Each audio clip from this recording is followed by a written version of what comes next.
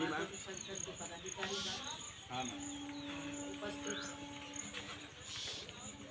मेरे प्यारे बच्चों, आप सभी के लिए मेरा जय हिंद जय भारत। हमारी साथी वक्ताओं ने बहुत सारी समस्याओं से अवगत कराया है कि हमारे देश में किस तरह की समस्याएं निर्माण हो रही हैं। उन्होंने जो बताया है वो तो राई का लाखवां हिस्सा बताया। जो राई का दाना होता है तो बड़ा से क्या मतलब आप उसमें डलवा अगर 1 लाख हिस्से करे जाए तो मात्र 1 हिस्सा बताया। समस्याएं आने वाले समय में इतनी विकट और विकराल होने वाली है कि आप कल्पना नहीं कर सकते। आप कल्पना नहीं कर सकते कि हमारे आने वाली नस्ल के साथ में और हम लोग जो वर्तमान है, ज़्यादा समय नहीं है, सिर्फ 10 साल के अंदर 2024 के बाद भारत के संविधान को खत्म करा जा रहा है। भारत के संविधान को बदलने की साजिश बहुत पहले से चल रही थी और अब उसके ऊपर पीछे उसके संविधान के पीछे पूरी तरह से लग चुके हैं और वो घोषणा भी कर चुके हैं। 4528 पेज का आर संविधान लिखा के रखा जा चुका है।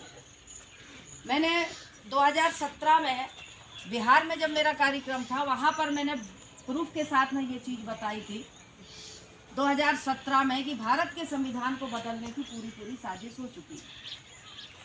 और उस भारत को संविधान को बदलने के लिए हमारे देश में आया हुआ जो ब्राह्मण है, विदेशी ब्राह्मण, जिनको आज की तारीख में आपके गांव में भी रहता है, एक ब्राह्मण 1000 घर को कंट्रोल करता है।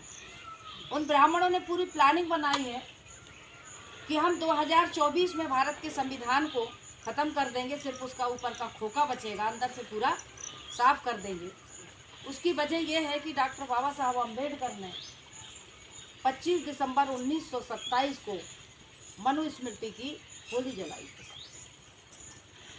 जो मनुस्मृति लिखी थी वो आर्यों का संविधान था और आज भी देश में लागू है।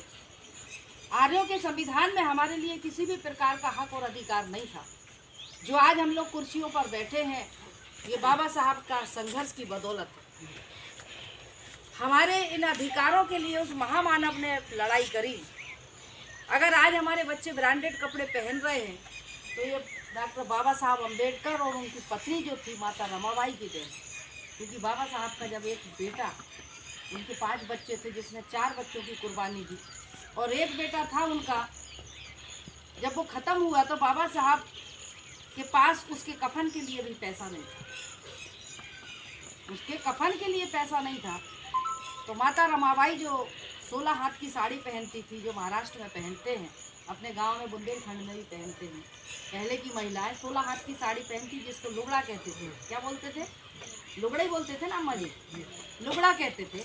तो 16 हाथ की साड़ी को 2 टुकड़े कर लेती थी, आधे को पहन लेती थी और आधे को सुखा देती थी। जब बाबा साहब का बेटा गंगाधर नाम था शायद उसका, राजरत्न अम्बेडकर नाम, राजरत्न नाम था उसका। जब वो बेटा ख़त्म होता है तो उससे जो उनके रिश्ते नातेदार होते हैं बाबा साहब, वो आकर के कहते हैं कि भीमा अगर तेरे पास कुछ पैसा हो तो इस बेटे के कफन के लिए दे दे। तो बाबा साहब अपनी दोनों जेबों में हाथ डालते हैं और वापस खाली बताते हैं कि मेरे पास एक ढेला नहीं है। उस वक्त ढेला चलता था, 1 पैसा 2 पैसा चलता था, तो मेरे पास एक ढेला भी नहीं है।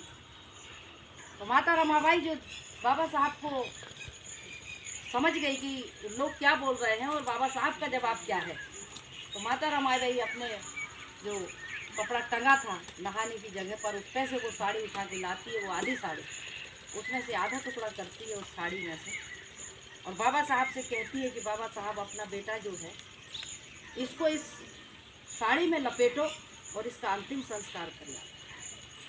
तो बाबा साहब कहते हैं कि मैं इतना बदनसीब बाप हूँ कि मैं अपने बेटे को एक कफन भी नहीं दे सकता। तो माता रमाबाई कहती है बाबा साहब फिक्र मत करो, चिंता मत करो, अगर अपना बेटा, अपना एक बेटा बिना कफन के मर गया तो कोई बड़ी बात नहीं है। अगर आप समाज के लिए काम नहीं करोगे तो देश के करोड़ों बेटे बिना कफन के मर गए। उस महामानव ने आपको अधिकार दिया 1935 में इस कुर्सी पर बैठने। मनुस्मृति जो ब्राह्मणों के द्वारा लिखी हुई है, उसमें हमारा कोख का जो पहला बेटा होता था उसको गंगा नदी में फेंकवा दिया जाता था। आज आपके बेटे को अगर कोई थप्पड़ा मार दे तो आप लठ और डंडा लेकर के निकल आते।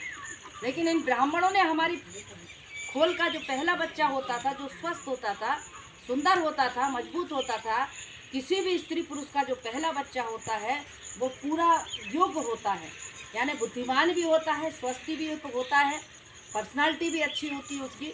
उस बच्चे को नदी में फेंकवाने का काम ये ब्राह्मणों ने मनुस्मृति के नियम के अनुसार था। हमारी बहन बेटियों को कन्यादान के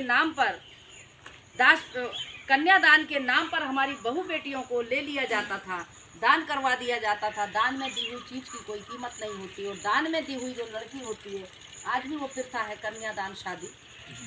उसमें लड़की की अगर शादी कर दो तो माँ बाप कहते हैं कि हमने तो दान कर दी, बेटा अब तू जान, यहाँ से तू डोली में गई हो, वहाँ से अर्थी नहीं निकलना। यानी दान की हुई चीज़ की फिक्र माँ बाप भी नहीं करते। हमारी बेटियों को देवदासी के नाम पर मंदिरों में दान करवा दिया जाता था, और उनसे जो बच्चे पैदा होते थे वो हरिजन कहलाते थे। आज हमारे एससी के लोग अपने आप को बहुत गर्व के साथ हरिजन कहते हैं, यानी नाजायज संतान। आज भी हमारी महिलाएं अपने पति का नाम नहीं लेती हैं। अगर कोई सर्वे करने वाला आता है और अगर वो बोलता है कि भाई तुम्हारे पति का नाम क्या है, तो वो बहू बोलती है नंद से, बिन्नी बता दो तुम्हारे भैया का नाम क्या है, बेटा बता दे तेरे चाचा का नाम क्या है, बेटा बता दे तेरे पापा का नाम क्या है। क्योंकि नाजायज संतान वो बाप का नाम लेने से मना करते थे। वो प्रथा आज भी आपके है।